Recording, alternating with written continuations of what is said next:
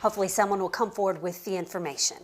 Well, a man who helped reveal the dark secrets behind a racist murder in 1964 was honored by the Veterans Administration.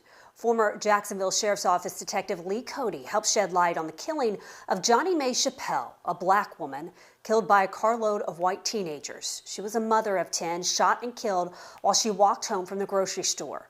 4 men were charged, but when key evidence disappeared, charges were dropped against 3 of them. The 4th served just 3 years in prison.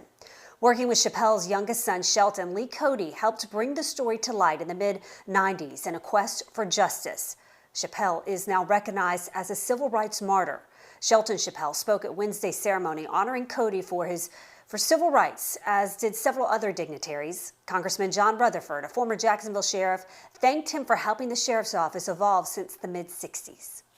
Those were horrible times, but they were even worse because of the type of law enforcement agencies that we had at the time. That change between where we were and where we are has been significant.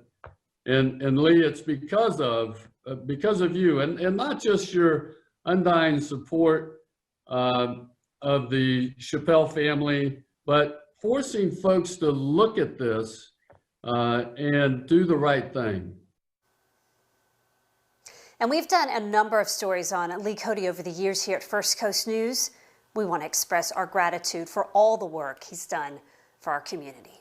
Yeah, that's true. Thank you so much.